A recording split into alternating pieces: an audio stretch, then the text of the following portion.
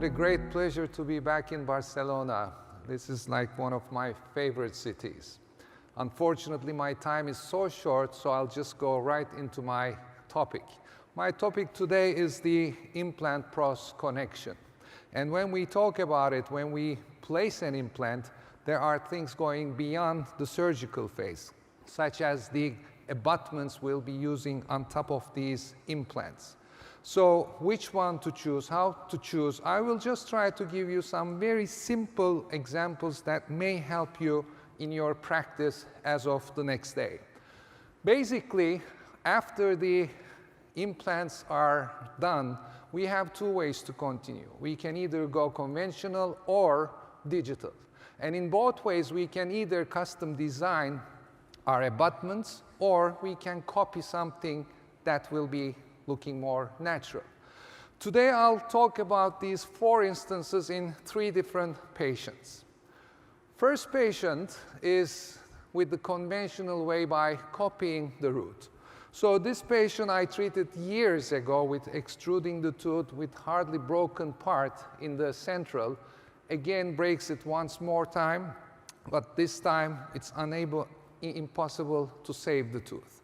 So the prognosis is extraction, and then we'll be placing an implant.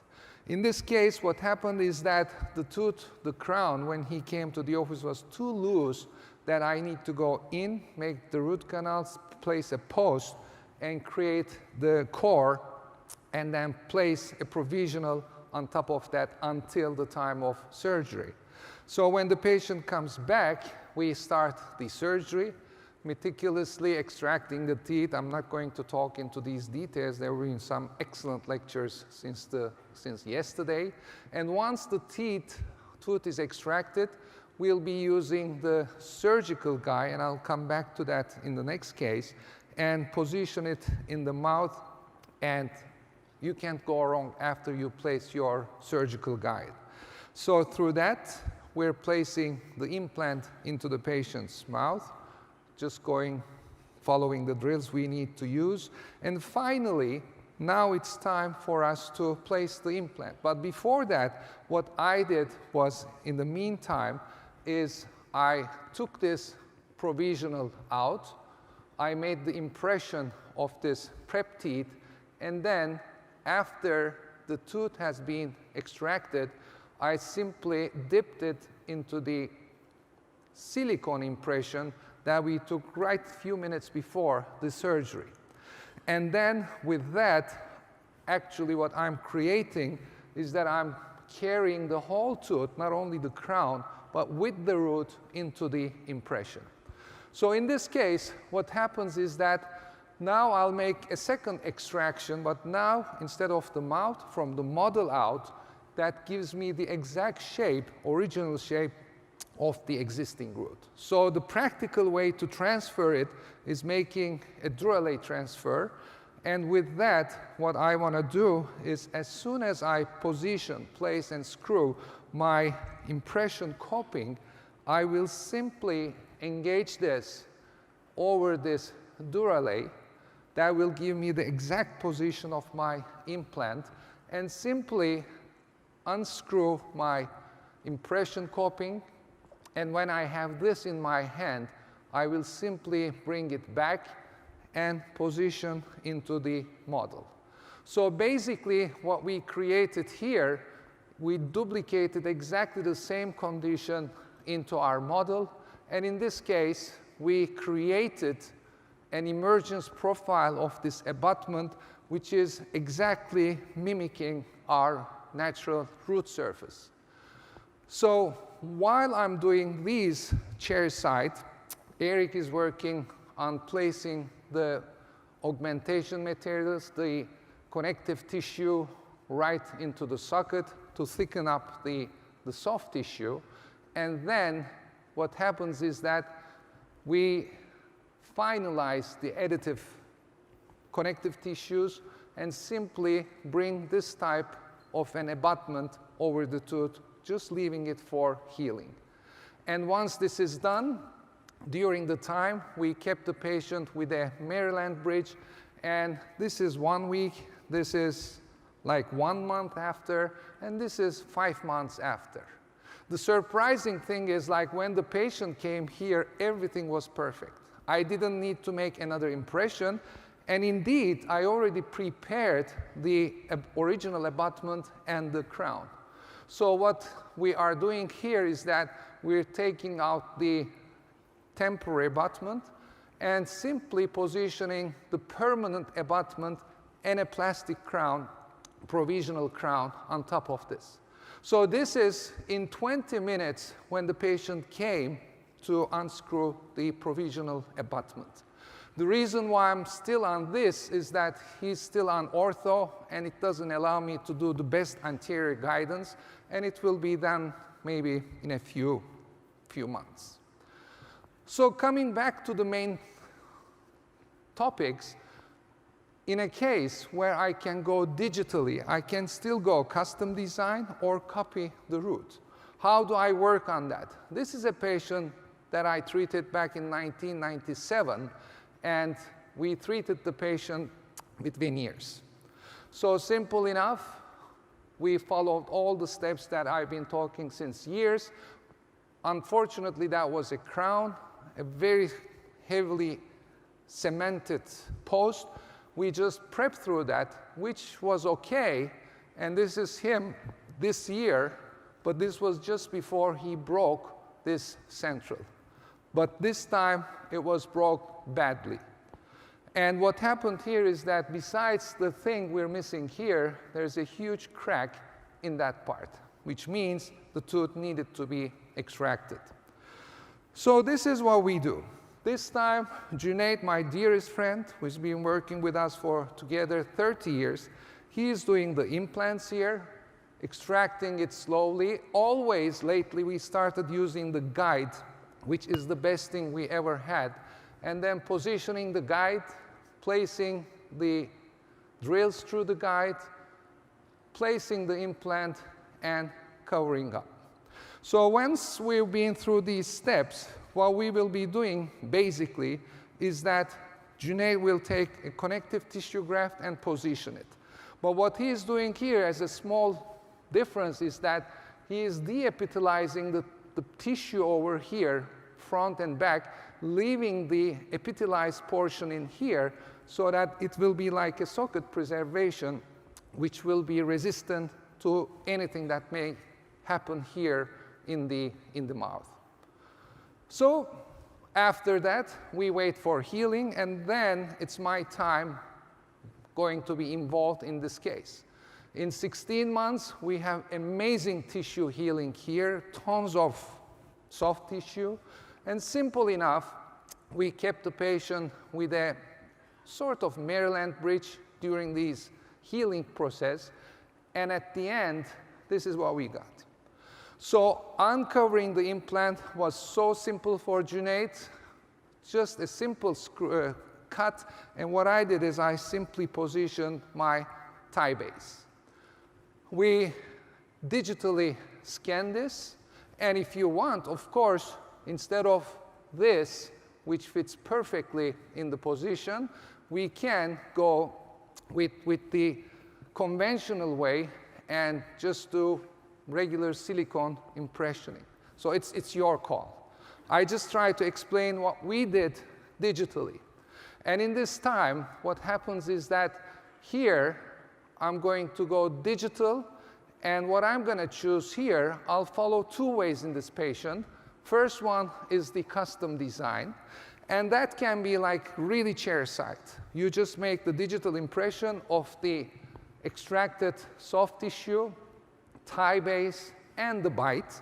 And the rest, what you have to do, I'm not going to go into these technical steps, but you do your abutment yourself, design the emergence profile.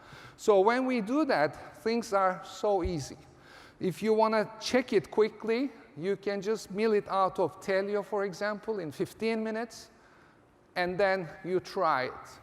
That was very quick, and we did it just for testing it, which is okay, not the ideal.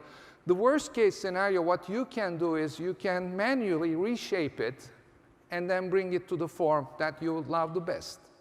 But instead, what we chose was a way which was more accurate. In doing so, what we did is we copied the root. How did we do this? We copied it through the cone beam. So we merge the cone beam, crown, and implant digital impressions. We stripped out everything except for the teeth, and we can see the tooth itself, the root itself, and the implant itself in its relation to where the emergence profile should be. So from here on, my job is so easy, because now I have positioned everything in 3D in the correct position, and all I have to do is to try to melt everything into that form. The suggested contour of the machine is like this. But what we have to do is to adapt it to where it should be, and this is the exact copy of the root of the tooth that I'll be using. So with that, immediately, in a few hours, I would say, I can easily have all this design done. The tooth is beautifully carved. And another thing is that I can easily see it from the inside, its emergence all the way to the top of the soft tissue. So with all these combinations, I can bring it up to this stage very fast. And here, what do we have? At this stage, I will be simply checking the bite. Do I need heavy contacts? Do I need light contacts? What about the anterior guidance? And these machines do have digital articulators. And then, once I agree with the shape, I split it into two. Splitting means one part of the design will be my abutment, and I can individually shape it. And then the remaining part outside will be my crown. So this can be done within a few hours. So the same session, when the patient walks in, I can have these Emax CAT abutments done, CAT cam. On top of that, again, the Emax LTA1 crowns built. And now I can just merge all these things together. Simply, I'll be using the multi-link implant to cement my abutment into the thigh base. And once I have this, just play with the surface texture a bit to position it into the patient's mouth. And simple enough, this is what I get the minute I position it. Now, you may say, what a failure. Let's wait and see what happens. This is just before we glaze the surface of that porcelain. Yes, I can see the gap here. I can see another gap in here. All we wanted to do is to make these two centrals symmetrical and take care of the lateral later on. So this is what we use. We clean the surface of the Emax. We acid etch it for 20 seconds and silinate it. And we repeat the same thing within the inside of this crown, etch, silinate. And simply, we wrap the abutment with a Teflon band while placing it into the socket, so that when we will be bonding the crown over the abutment, I don't see any excess all over the place. Once we cement it, we unscrew it, we clean the margins outside. Now it's ready to be placed in. Just after that, Mürvet, one of our sweet associates, she is placing a composite over here, and you can see this space has been easily closed with a composite. So with that, when I bring it back, this is how we started, and this is the day of insertion. So do I have to panic? No, I just need to wait, because there is mature tissue behind it. So let's see what happens here. This is my implant, and when I look at the bone levels, especially the crestal bone, I can see that this part will be so easily filled in the near future, so as this peak will fill up the space between the centrals. And after that, in 1 week, look at the change here. It's just filling up the space. And in like 3 weeks, this is the final result. So if we do the biology right, if we do the denture, the prosthesis right, these are prone to be very, very successful cases. Now, the last patient, conventional custom design. What happens here is that I didn't know the patient. The patient had been treated by an orthodontist. She had congenitally missing laterals, very sweet patient, and simple enough, this is after 18 months, and this is when the patient was referred to me. So the canines were moved out bodily to open space for the implant placement. And I cannot see any way other than going without the surgical guide here, because it guides you so precisely that you place the implant exactly to where you want, not mesiodistally, but buccolingually as well. So this is my first mock-up. I cannot make anything here when she has braces except for the starting point of any aesthetic case. So what is the starting point of any aesthetic case? It's the incisal edge position. So I add some flowable there just to know where I'm starting from. And from here on, this is the part I need to take care with the implant and the prosthesis. Okay, so what do we do now? This is our patient when the braces were out. And we can see that doesn't look nice at this stage, but at least we know where we are. So we have the space, very narrow space actually, and when we see the cone beam, we can see both the area where we'll be placing the implant is narrow, so we need very delicate surgery there, and I need to balance everything in terms of the aesthetic outcome. So in the lab, we are designing the case with the wax up. Hilal is using my incisal edge position as a reference and then building up rest with the wax. And after that stage, we immediately scan the model. Why? Just simple enough to print a 3D tray for us to make the impression. This is Luxatem. We're loading it. The tray is so rigid that when I place the APT in the patient's mouth, it comes so fresh, especially in the gingival embrasures, that it makes my life and the way the patient understands the case becomes very, very easy. There's something wrong here. It looks like wrong. What about this area? Why all the margins were perfect, but the laterals were not? It's simply because of this depression here. We didn't position the crown or the wax up inclining out, but we uprighted the root so the tooth becomes into its correct position. So what I do here is that I try to clean up the excess in that zone, and when I finish it, this is what I see. But it has a nice contact with the soft tissue, but there's a deficiency here. So how do I cover it up? Simply with a pink composite. So this is what I would ask from my surgeon to fill up besides placing the implant, so that the design that I thought to deliver to the patient would be perfectly the way I want it to be. So after this is what we see. The color is different because we'll be doing very, very thin veneers over the centrals. This is just a try-in. Now with the pink, so the patient can have a rough idea on what's going on. And in this case, what happens is that we immediately make a Maryland bridge. So this is something interesting for you to think about, because when we were working on this case with Hilal, we thought about the two options. One, what if we cannot load this case?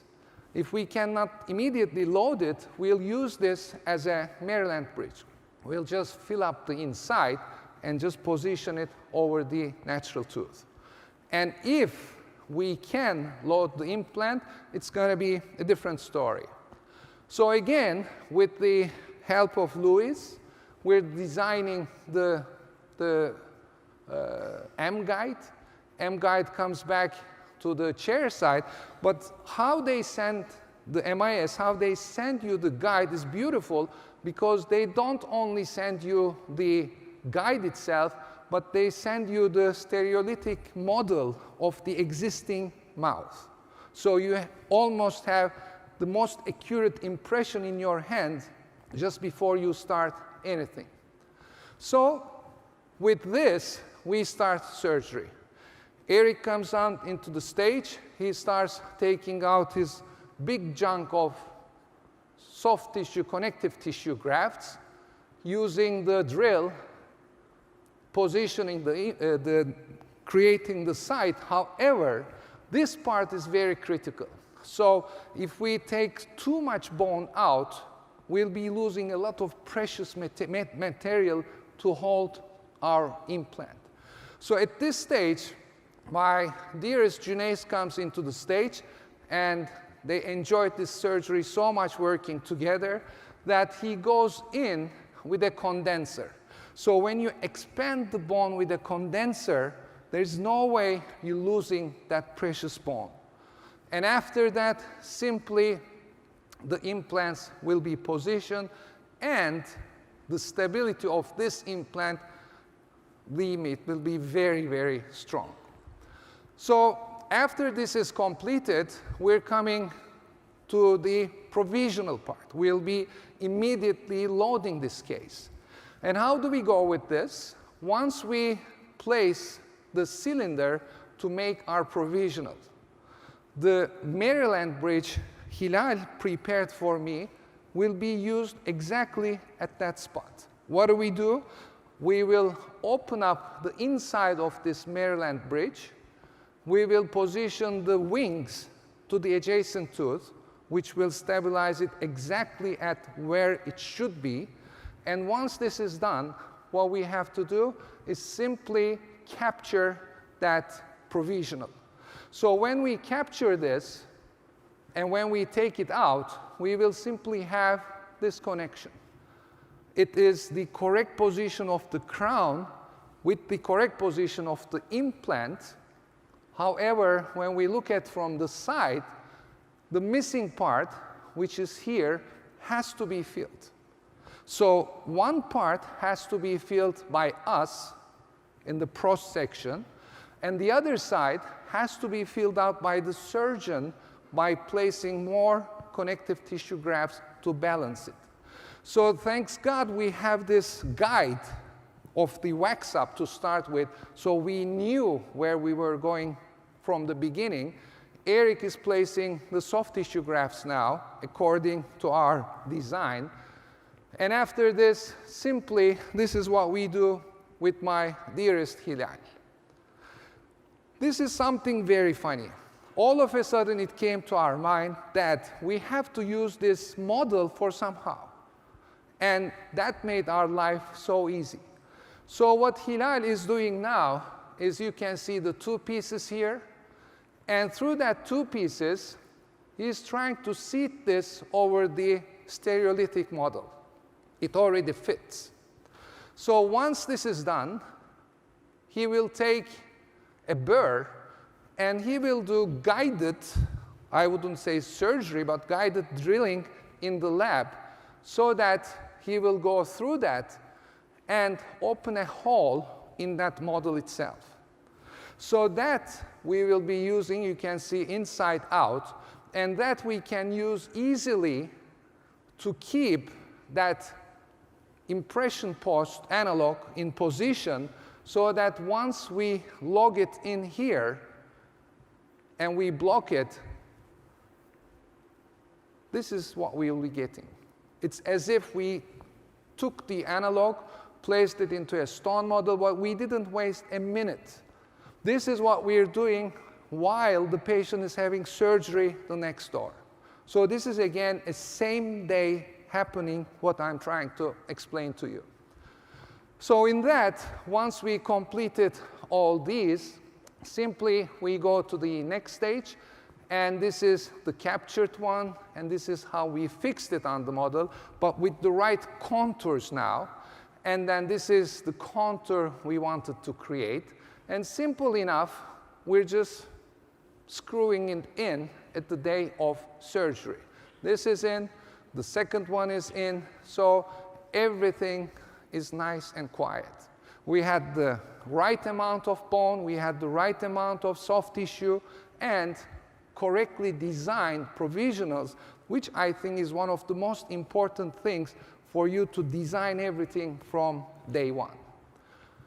Okay, in 12 weeks, we're getting better healing. And after that 12 weeks, this is when we uncover the screw. So we can see beautiful healing here, the shape of the soft tissue, the socket itself, and we will be making the impression. So how do we make it? Once we unscrew the healing abutment, we place the impression copings and fill it up with composite, and the impression posts will be taken out with that composite. So what happens here is that it takes all the shape, transfers all the shape of the socket into the laboratory. So here we can see the space we created with that, and simple enough, this is what we missed before. We were missing the soft tissue, and this is what we were having right after we're done. So this is the gain we have, which is a very positive thing, and now Hilal is working with the abutments. So what he does is he uses the Emax MO to create the abutment, but what about the design of this abutment? Here, we already created. Thanks to MIS, thanks to the design we created by copying the root, but the top part is a little tricky. So in this prosthetic phase, something I requested from Hilal was to just build it up almost to the shape of the normal crown. Why? Simple enough, I will use my very classic technique that I use with my veneers all the time, and this is I will be prepping through the APT. So once the copings were in the mouth, the abutments are in the mouth, I place my final design in a tray, place some Luxatem, place it in the mouth, and when the patient agrees with the final design, simply we start prepping through the tooth, through the APT, not only the teeth, but also the abutment itself. So I will be getting a very precise depth for the abutment. What I do here, little different, is that I prep all the teeth with 0.3 millimeters of a depth cutter, whereas the abutments get 0.5 millimeters. Why? Because after my preparation, which we see it's completely minimally invasive, what happens is that still there is a slight color difference between the original tooth and the abutment itself. So Hilal will go ahead and layer this with a very thin layer of porcelain just to make these two colors match perfectly, and then the thing is so easy. You make your veneers with the same thickness all over in that precisely prepared tooth structure, which you can see here. Classical color transfer impressions, and this is what now we do in the lab. Acid etch, 20 seconds Emax, we apply silane, monobond plas, block out the wax, apply the multi-link abutment cement, light cure it, do the oxygen inhibiting layer, and you receive a beautiful copying with the screw on it, which is screwable for us. Here, what he did over the abutment that I was mentioning to you, he layered it with the power dentin A2 and power incisal just to make it look exactly alike with the shape and color of the adjacent teeth. On top of that, when it's done, he does his wax up, and he does his micro layering technique.